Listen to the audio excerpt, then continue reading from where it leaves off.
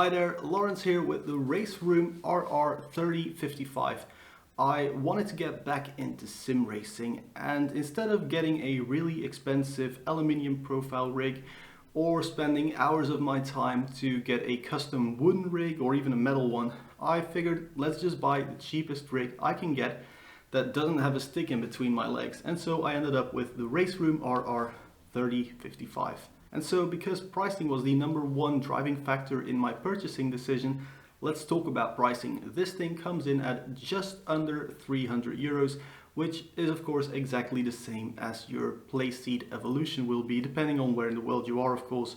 Now, this one again does have a hoop instead of a stick, and so your wheel is like floating freely in the air and your legs have all the room in the world to move around. This is great to get in, to get out, but also if you use 3 pedals, it means your right foot can easily move over to your brake pedal. On top of that, of course, I was able to try the Playseat Evolution a couple of years ago, and I didn't really like it. It wasn't really the stick that I didn't like, it was more the pedal deck flex that I didn't like.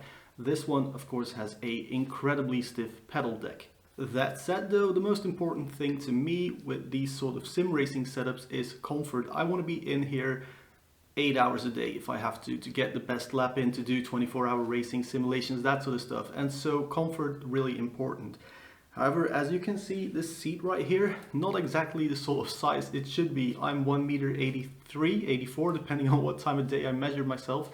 And it's a bit on the small side. I think if you are like 1m60 to 175, the seat will be the perfect fit, but for me it's too small. Now, it is padded very well and there isn't a lot of curve or side support because it's not a motion rig, you don't need side support. But you do have these little flaps here. Luckily they don't dig into my sides, so comfort is pretty good. However, that said, the material here, not ideal. It's a very plasticky fake leather and it gets super sweaty. If you want a racing sim, it's okay. If you want a sweat generator, it's the #1 go-to option. Now, as I said, this is the base model. It does not come with a seat slider, so all your adjustability from your seat to your wheel and your pedals is done with the support in the bottom.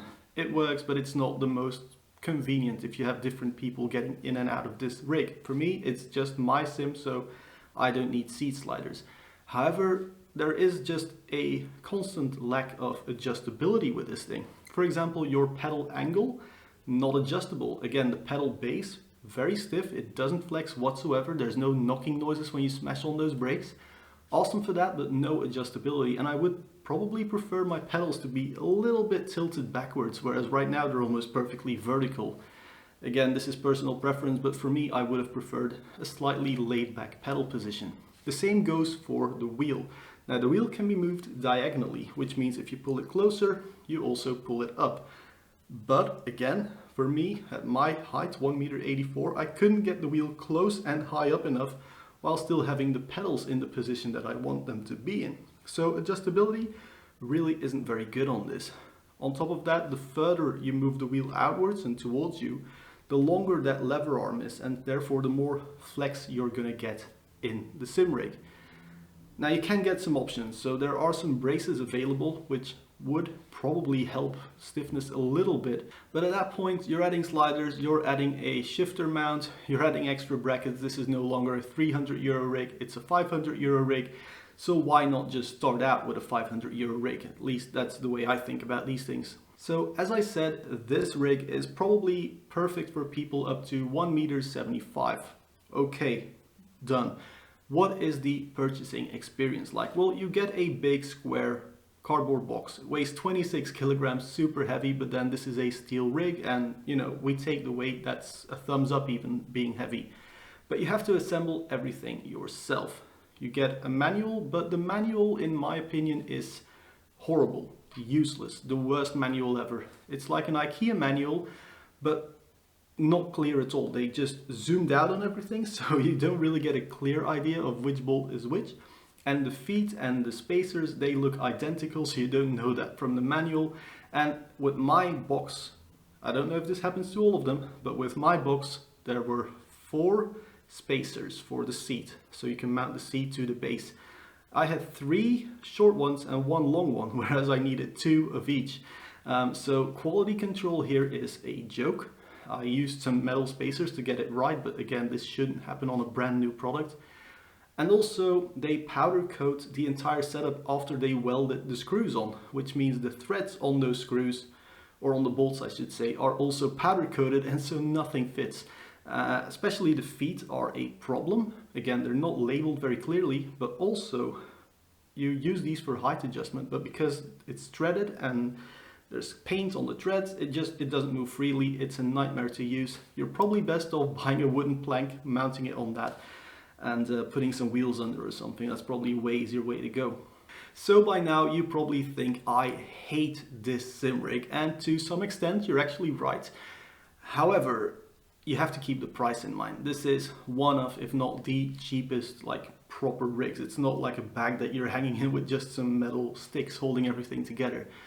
This is a great entry-level sim rig, which is why I bought it. And because everything's made out of steel, it's very easy to start making your own adjustments and your own extras. If I want some shifter mount or some braces, I can just drill a hole through the steel, put something on myself, and it will be fine and very easy. Now, RaceRoom offers a bunch of upgrade parts, but they're really expensive, I think, for what they are. Especially the braces for the wheel, I think they're 45 euros or something, and they're just two steel rods with some holes in them. Compare that to the rest of the entire package, they're just way overpriced, and maybe they should even be included in the box and just sell the sim rig for 320 or something. That said, I do really enjoy racing in this sim rig. It's comfortable enough for 1-2 hour long race sessions, but I wouldn't want to do like 4-hour stints in it, definitely, because it's too sweaty. However, the wheel only moves a little bit when you're racing it. You don't really notice that, and the pedals don't move, which is to me the most important thing, as that's where your lap time comes from. But would I recommend the RR3055? Well, it's complicated. I probably wouldn't to most people because it's a bit on the small side and there's not a lot of adjustability. However, if you don't want to go the DIY route and you don't want to get something slightly higher end for cheaper on the second-hand market because people sweat in these things, then it's probably a good choice. I would prefer this over a play seat any day, or for the Evolution model I should say, because it's just so much stiffer. But it lacks adjustability and comfort, and the instructions are a complete joke. Am I being too harsh here? Let me know in the comments. Thank you all very much for watching. If you liked the video, hit the like, hit the subscribe button, even the little bell icon, and I'll see you guys in the next one. Cheers!